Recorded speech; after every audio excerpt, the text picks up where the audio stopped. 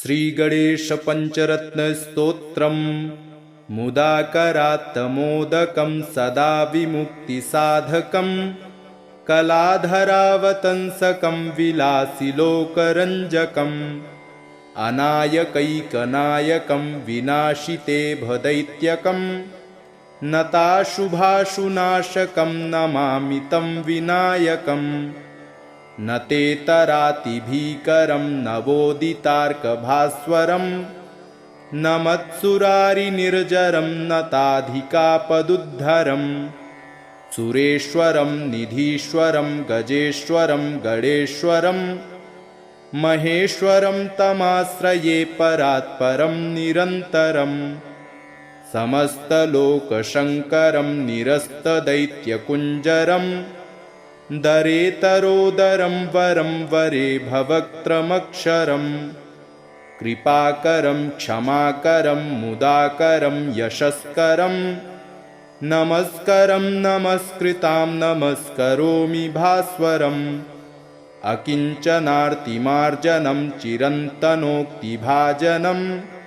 पुरारिपूर्वनन्दनं सुरारिगर्वचर्वणम् प्रपञ्चनाशभीषणं धनञ्जयादिभूषणं कपोलदानवारणं भजे पुराणवारणं नितान्तकान्तदन्तकान्तिमन्तकान्तकात्मज मचिन्त्यरूपमन्तहीनमन्तराय कृन्तनं हृदन्तरे निरन्तरं वसन्तमेव योगिनां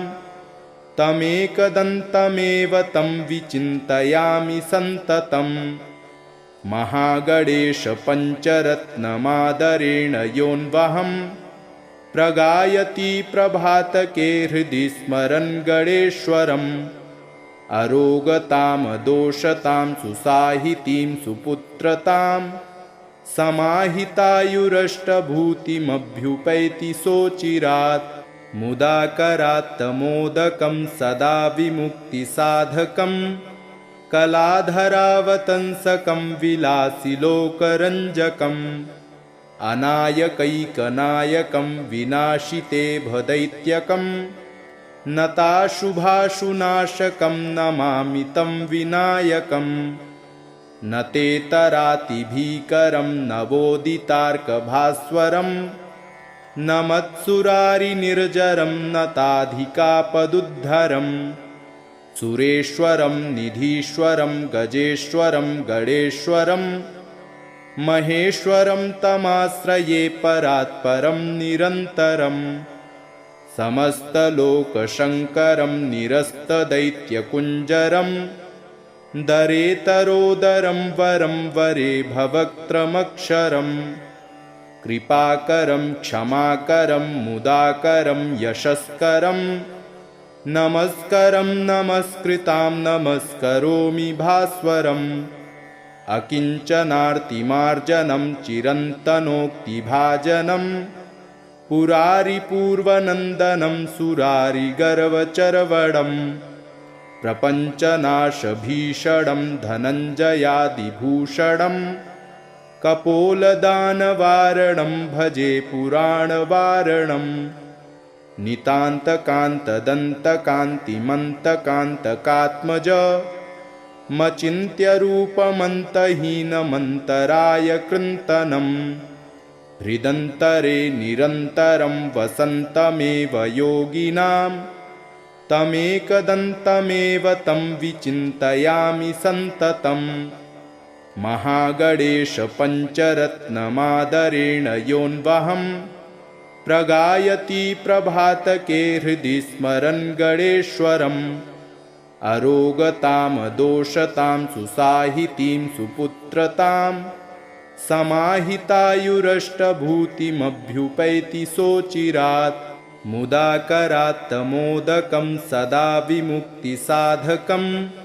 कलाधरावतंसकं विलासिलोकरञ्जकम् अनायकैकनायकं विनाशिते भदैत्यकं नताशुभाशुनाशकं नमामि तं विनायकम् न ते तरातिभीकरं नवोदितार्कभास्वरम् न मत्सुरारिनिर्जरं न ताधिकापदुद्धरम् सुरेश्वरं निधीश्वरं गजेश्वरं गणेश्वरं महेश्वरं तमाश्रये परात्परं निरन्तरम् समस्तलोकशङ्करं निरस्तदैत्यकुञ्जरं दरेतरोदरं वरं वरे भवक्त्रमक्षरम् कृपाकरं क्षमाकरं मुदाकरं यशस्करं नमस्करं नमस्कृतां नमस्करोमि भास्वरम् अकिञ्चनार्तिमार्जनं चिरन्तनोक्तिभाजनं पुरारिपूर्वनन्दनं सुरारिगर्वचर्वणं प्रपञ्चनाशभीषणं धनञ्जयादिभूषणं कपोलदानवारणं भजे पुराणवारणं नितान्तकान्तदन्तकान्तिमन्तकान्तकात्मज मचिन्त्यरूपमन्तहीनमन्तराय कृन्तनं हृदन्तरे निरन्तरं वसन्तमेव योगिनां तमेकदन्तमेव तं विचिन्तयामि सन्ततं महागणेश पञ्चरत्नमादरेण योऽन्वहं प्रगायति प्रभातके हृदि स्मरन् गणेश्वरम् अरोगतां दोषतां सुसाहितीं सुपुत्रतां समाहितायुरष्टभूतिमभ्युपैति सोचिरात् मुदाकरात्तमोदकं सदा विमुक्तिसाधकं कलाधरावतंसकं विलासिलोकरञ्जकम् अनायकैकनायकं विनाशिते भदैत्यकम् नताशुभाशुनाशकं नमामि तं विनायकम् न ते तरातिभीकरं नवोदितार्कभास्वरम् न मत्सुरारिनिर्जरं न ताधिकापदुद्धरम् सुरेश्वरं निधीश्वरं गजेश्वरं गणेश्वरं महेश्वरं तमाश्रये परात्परं निरन्तरम् समस्तलोकशङ्करं निरस्तदैत्यकुञ्जरं दरेतरोदरं वरं वरे भवक्त्रमक्षरं कृपाकरं क्षमाकरं मुदाकरं यशस्करं नमस्करं नमस्कृतां नमस्करोमि भास्वरम् अकिञ्चनार्तिमार्जनं चिरन्तनोक्तिभाजनं पुरारिपूर्वनन्दनं सुरारिगर्वचर्वणं प्रपञ्चनाशभीषणं धनञ्जयादिभूषणं कपोलदानवारणं भजे पुराणवारणं नितान्तकान्तदन्तकान्तिमन्तकान्तकात्मज मचिन्त्यरूपमन्तहीनमन्तराय कृन्तनं हृदन्तरे निरन्तरं वसन्तमेव योगिनां तमेकदन्तमेव तं विचिन्तयामि सन्ततं महागणेश पञ्चरत्नमादरेण योऽन्वहं प्रगायति प्रभातके हृदि स्मरन् गणेश्वरम् अरोगतां दोषतां सुसाहितीं सुपुत्रतां समाहितायुरष्टभूतिमभ्युपैति सोचिरात् मुदाकरात्तमोदकं सदा विमुक्तिसाधकं कलाधरावतंसकं विलासिलोकरञ्जकम् अनायकैकनायकं विनाशिते भदैत्यकम् नताशुभाशुनाशकं नमामि तं विनायकम् न ते तरातिभीकरं नवोदितार्कभास्वरम् न मत्सुरारिनिर्जरं न ताधिकापदुद्धरम् सुरेश्वरं निधीश्वरं गजेश्वरं गणेश्वरं महेश्वरं तमाश्रये परात्परं निरन्तरम् समस्तलोकशङ्करं निरस्तदैत्यकुञ्जरं दरेतरोदरं वरं वरे भवक्त्रमक्षरम् कृपाकरं क्षमाकरं मुदाकरं यशस्करं नमस्करं नमस्कृतां नमस्करोमि भास्वरम् अकिञ्चनार्तिमार्जनं चिरन्तनोक्तिभाजनं पुरारिपूर्वनन्दनं सुरारिगर्वचर्वणम् प्रपञ्चनाशभीषणं धनञ्जयादिभूषणं कपोलदानवारणं भजे पुराणवारणम् नितान्तकान्तदन्तकान्तिमन्तकान्तकात्मज मचिन्त्यरूपमन्तहीनमन्तराय कृन्तनं हृदन्तरे निरन्तरं वसन्तमेव योगिनां तमेकदन्तमेव तं विचिन्तयामि सन्ततम् महागणेश पञ्चरत्नमादरेण योऽन्वहं प्रगायति प्रभातके हृदि स्मरन् गणेश्वरम् अरोगतामदोषतां सुसाहितीं सुपुत्रतां समाहितायुरष्टभूतिमभ्युपैति सोचिरात् मुदाकरात्तमोदकं सदा विमुक्तिसाधकं कलाधरावतंसकं विलासिलोकरञ्जकम् अनायकैकनायकं विनाशिते भदैत्यकं नताशुभाशुनाशकं नमामि तं विनायकम् न ते तरातिभीकरं नवोदितार्कभास्वरं न मत्सुरारिनिर्जरं नताधिकापदुद्धरं सुरेश्वरं निधीश्वरं गजेश्वरं गणेश्वरं महेश्वरं तमाश्रये परात्परं निरन्तरम् समस्तलोकशङ्करं निरस्तदैत्यकुञ्जरं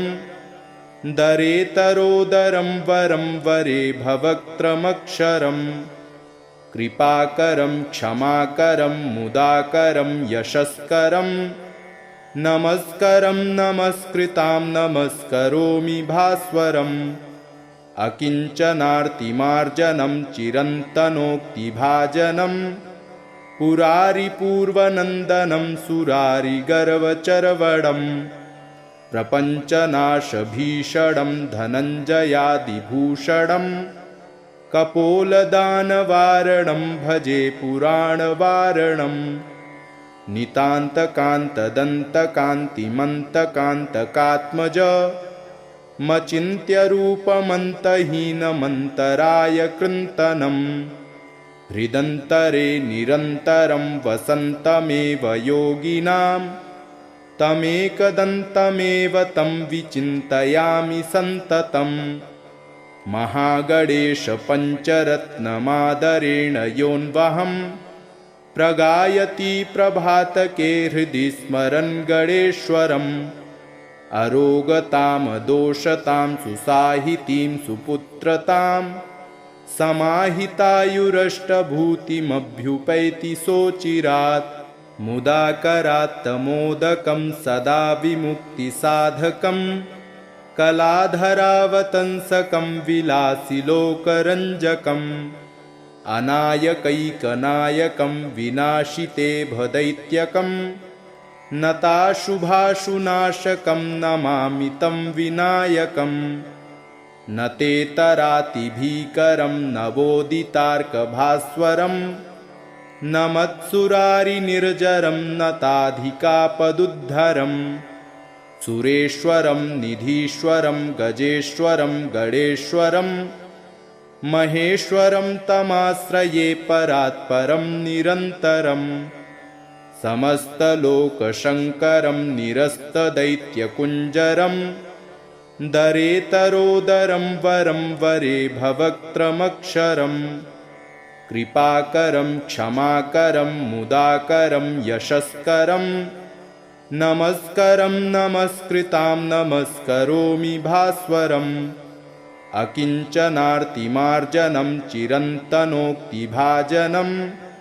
पुरारिपूर्वनन्दनं सुरारिगर्वचर्वणम्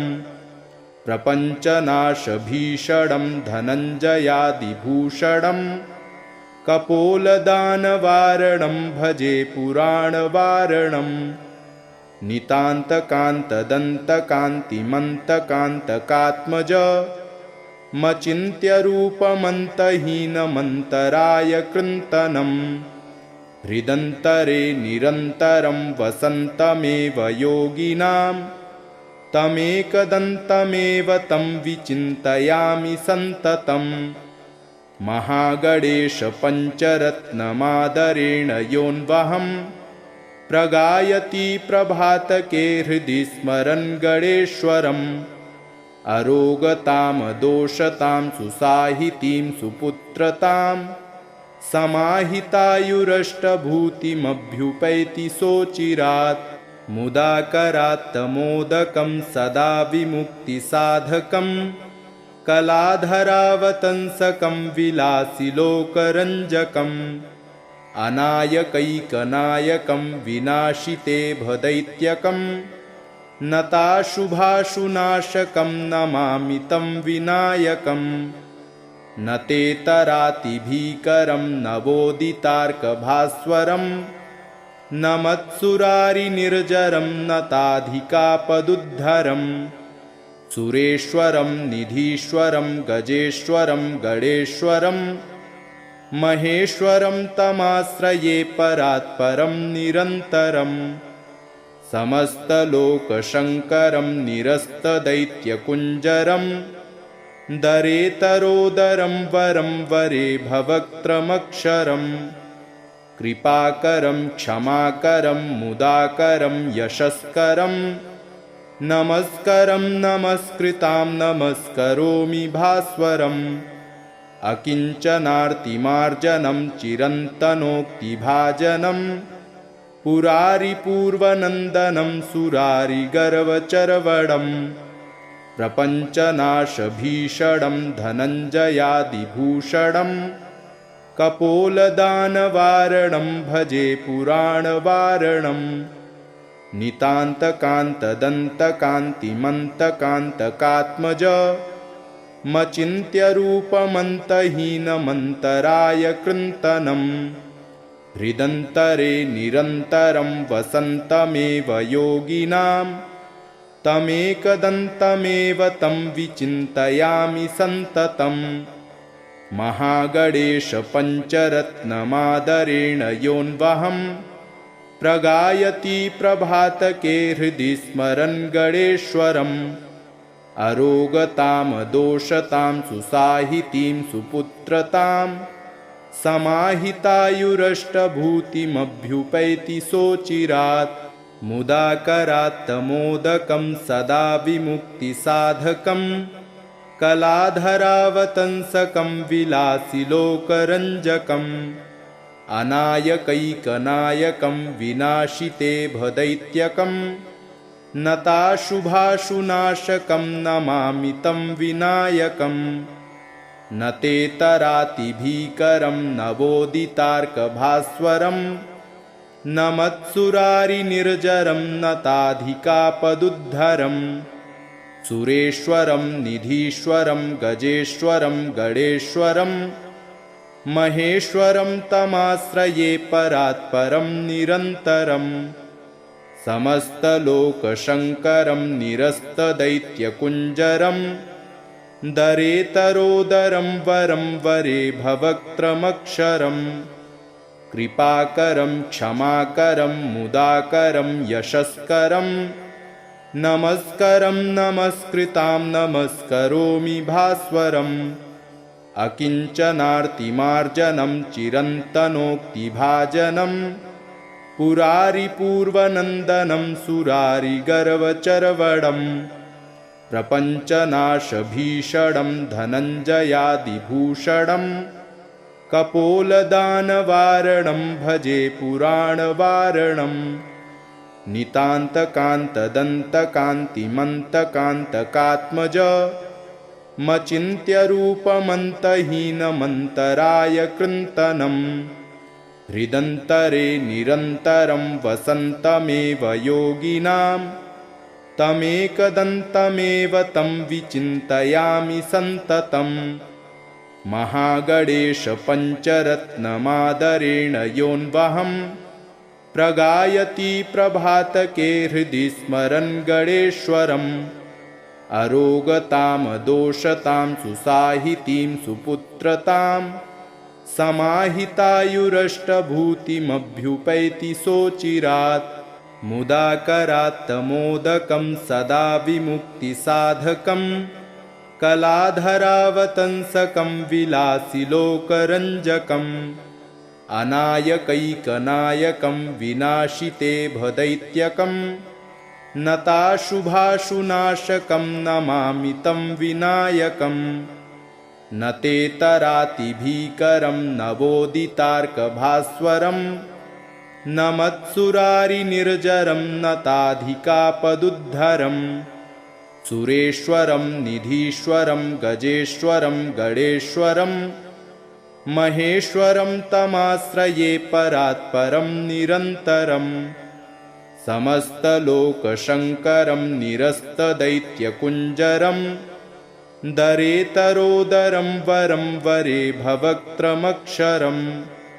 कृपाकरं क्षमाकरं मुदाकरं यशस्करं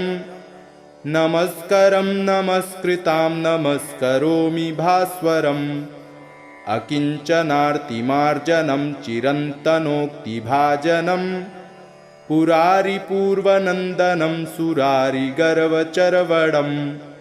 प्रपञ्चनाशभीषणं धनञ्जयादिभूषणं कपोलदानवारणं भजे पुराणवारणं नितान्तकान्तदन्तकान्तिमन्तकान्तकात्मज मचिन्त्यरूपमन्तहीनमन्तराय कृन्तनं हृदन्तरे निरन्तरं वसन्तमेव योगिनां तमेकदन्तमेव तं विचिन्तयामि सन्ततम् महागणेश पञ्चरत्नमादरेण योऽन्वहं प्रगायति प्रभातके हृदि स्मरन् गणेश्वरम् अरोगतां दोषतां सुसाहितीं सुपुत्रतां समाहितायुरष्टभूतिमभ्युपैति सोचिरात् मुदाकरात्तमोदकं सदा विमुक्तिसाधकं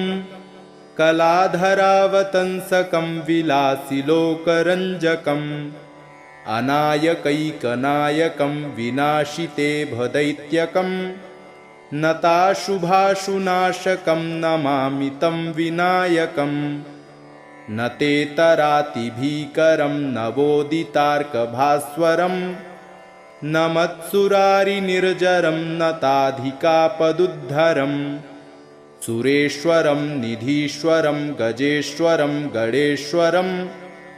महेश्वरं तमाश्रये परात्परं निरन्तरं समस्तलोकशङ्करं निरस्तदैत्यकुञ्जरं दरेतरोदरं वरं वरे भवक्त्रमक्षरं कृपाकरं क्षमाकरं मुदाकरं यशस्करं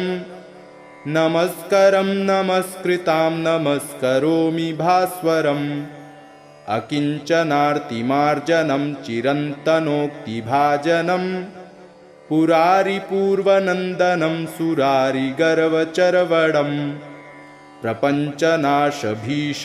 धनञ्जयादिभूषणं कपोलदानवारणं भजे पुराणवारणं नितान्तकान्तदन्तकान्तिमन्तकान्तकात्मज मचिन्त्यरूपमन्तहीनमन्तराय कृन्तनं हृदन्तरे निरन्तरं वसन्तमेव योगिनां तमेकदन्तमेव तं विचिन्तयामि सन्ततम् महागणेश पञ्चरत्नमादरेण योऽन्वहं प्रगायति प्रभातके हृदि स्मरन् गणेश्वरम् अरोगतां दोषतां सुसाहितीं सुपुत्रतां समाहितायुरष्टभूतिमभ्युपैति सोचिरात् मुदाकरात्तमोदकं सदा विमुक्तिसाधकं कलाधरावतंसकं विलासिलोकरञ्जकम् अनायकैकनायकं विनाशिते भदैत्यकं नताशुभाशुनाशकं नमामि तं विनायकम् न ते तरातिभीकरं नवोदितार्कभास्वरं न मत्सुरारिनिर्जरं नताधिकापदुद्धरं सुरेश्वरं निधीश्वरं गजेश्वरं गणेश्वरं महेश्वरं तमाश्रये परात्परं निरन्तरं समस्तलोकशङ्करं निरस्तदैत्यकुञ्जरं दरेतरोदरं वरं वरे भवक्त्रमक्षरं कृपाकरं क्षमाकरं मुदाकरं यशस्करं नमस्करं नमस्कृतां नमस्करोमि भास्वरम् अकिञ्चनार्तिमार्जनं चिरन्तनोक्तिभाजनं पुरारिपूर्वनन्दनं सुरारिगर्वचर्वणं प्रपञ्चनाशभीषणं धनञ्जयादिभूषणं कपोलदानवारणं भजे पुराणवारणं नितान्तकान्तदन्तकान्तिमन्तकान्तकात्मज मचिन्त्यरूपमन्तहीनमन्तराय कृन्तनं हृदन्तरे निरन्तरं वसन्तमेव योगिनां तमेकदन्तमेव तं विचिन्तयामि सन्ततं महागणेश पञ्चरत्नमादरेण योऽन्वहं प्रगायति प्रभातके हृदि स्मरन् गणेश्वरम् अरोगतां दोषतां सुसाहितीं सुपुत्रतां समाहितायुरष्टभूतिमभ्युपैति सोचिरात् मुदाकरात्तमोदकं सदा विमुक्तिसाधकं कलाधरावतंसकं विलासिलोकरञ्जकम् अनायकैकनायकं विनाशिते भदैत्यकं नताशुभाशुनाशकं नमामि तं विनायकम् न ते तरातिभीकरं नवोदितार्कभास्वरं न मत्सुरारिनिर्जरं नताधिकापदुद्धरं सुरेश्वरं निधीश्वरं गजेश्वरं गणेश्वरं महेश्वरं तमाश्रये परात्परं निरन्तरम् समस्तलोकशङ्करं निरस्तदैत्यकुञ्जरं दरेतरोदरं वरं वरे भवक्त्रमक्षरं कृपाकरं क्षमाकरं मुदाकरं यशस्करं नमस्करं नमस्कृतां नमस्करोमि भास्वरम् अकिञ्चनार्तिमार्जनं चिरन्तनोक्तिभाजनं पुरारिपूर्वनन्दनं सुरारिगर्वचर्वणं प्रपञ्चनाशभीषणं धनञ्जयादिभूषणं कपोलदानवारणं भजे पुराणवारणं नितान्तकान्तदन्तकान्तिमन्तकान्तकात्मज मचिन्त्यरूपमन्तहीनमन्तराय कृन्तनं हृदन्तरे निरन्तरं वसन्तमेव योगिनां तमेकदन्तमेव तं विचिन्तयामि सन्ततं महागणेश पञ्चरत्नमादरेण योऽन्वहं प्रगायति प्रभातके हृदि स्मरन् गणेश्वरम् अरोगतां दोषतां सुसाहितीं सुपुत्रतां समाहितायुरष्टभूतिमभ्युपैति सोचिरात् मुदाकरात्तमोदकं सदा विमुक्तिसाधकं कलाधरावतंसकं विलासिलोकरञ्जकम् अनायकैकनायकं विनाशिते भदैत्यकं नताशुभाशुनाशकं नमामि तं विनायकम् न ते तरातिभीकरं नवोदितार्कभास्वरं न मत्सुरारिनिर्जरं नताधिकापदुद्धरम् सुरेश्वरं निधीश्वरं गजेश्वरं गणेश्वरं महेश्वरं तमाश्रये परात्परं निरन्तरम् समस्तलोकशङ्करं निरस्तदैत्यकुञ्जरं दरेतरोदरं वरं वरे भवक्त्रमक्षरम् कृपाकरं क्षमाकरं मुदाकरं यशस्करं नमस्करं नमस्कृतां नमस्करोमि भास्वरम् अकिञ्चनार्तिमार्जनं चिरन्तनोक्तिभाजनं पुरारिपूर्वनन्दनं सुरारिगर्वचर्वणं प्रपञ्चनाशभीषणं धनञ्जयादिभूषणं कपोलदानवारणं भजे पुराणवारणम् नितान्तकान्तदन्तकान्तिमन्तकान्तकात्मज मचिन्त्यरूपमन्तहीनमन्तराय कृन्तनं हृदन्तरे निरन्तरं वसन्तमेव योगिनां तमेकदन्तमेव तं विचिन्तयामि सन्ततम्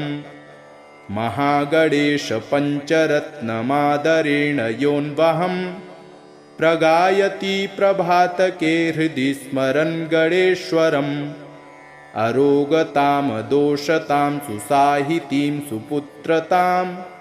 समाहितायुरष्टभूतिमभ्युपैति सोचिरात् मुदाकरात्तमोदकं सदा विमुक्तिसाधकं कलाधरावतंसकं विलासिलोकरञ्जकम् अनायकैकनायकं विनाशिते भदैत्यकं नताशुभाशुनाशकं नमामि तं विनायकम् न ते तरातिभीकरं नवोदितार्कभास्वरं न मत्सुरारिनिर्जरं नताधिकापदुद्धरम् सुरेश्वरं निधीश्वरं गजेश्वरं गणेश्वरं महेश्वरं तमाश्रये परात्परं निरन्तरम् समस्तलोकशङ्करं निरस्तदैत्यकुञ्जरं दरेतरोदरं वरं वरे भवक्त्रमक्षरम् कृपाकरं क्षमाकरं मुदाकरं यशस्करं नमस्करं नमस्कृतां नमस्करोमि भास्वरम् अकिञ्चनार्तिमार्जनं चिरन्तनोक्तिभाजनं पुरारिपूर्वनन्दनं सुरारिगर्वचर्वणं प्रपञ्चनाशभीषणं धनञ्जयादिभूषणं कपोलदानवारणं भजे पुराणवारणम् नितान्तकान्तदन्तकान्तिमन्तकान्तकात्मज मचिन्त्यरूपमन्तहीनमन्तराय कृन्तनं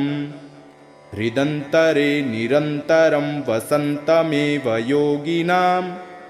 तमेकदन्तमेव तं विचिन्तयामि सन्ततम् महागणेश पञ्चरत्नमादरेण योऽन्वहं प्रगायति प्रभातके हृदि स्मरन् गणेश्वरम् अरोगतां दोषतां सुसाहितीं सुपुत्रतां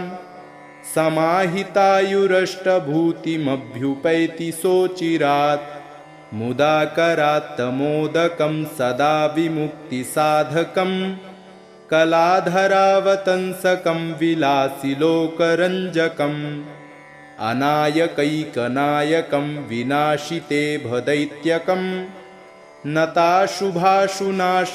नमामि तं विनायकम्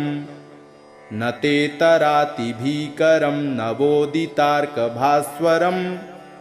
न मत्सुरारिनिर्जरं नताधिकापदुद्धरम् सुरेश्वरं निधीश्वरं गजेश्वरं गणेश्वरं महेश्वरं तमाश्रये परात्परं निरन्तरम् समस्तलोकशङ्करं निरस्तदैत्यकुञ्जरं दरेतरोदरं वरं वरे भवक्त्रमक्षरम् कृपाकरं क्षमाकरं मुदाकरं यशस्करं नमस्करं नमस्कृतां नमस्करोमि भास्वरम् अकिञ्चनार्तिमार्जनं चिरन्तनोक्तिभाजनं पुरारिपूर्वनन्दनं सुरारिगर्वचर्वणं प्रपञ्चनाशभीषणं धनञ्जयादिभूषणं कपोलदानवारणं भजे पुराणवारणं नितान्तकान्तदन्तकान्तिमन्तकान्तकात्मज मचिन्त्यरूपमन्तहीनमन्तराय कृन्तनं हृदन्तरे निरन्तरं वसन्तमेव योगिनां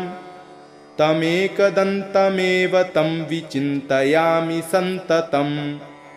महागणेश पञ्चरत्नमादरेण योऽन्वहं प्रगायति प्रभातके हृदि स्मरन् गणेश्वरम् अरोगतां दोषतां सुसाहितीं सुपुत्रतां समाहितायुरष्टभूतिमभ्युपैति सोचिरात् इति श्रीमच्छङ्कराचार्यकृतं श्रीगणेशपञ्चरत्नस्तोत्रं सम्पूर्णम्।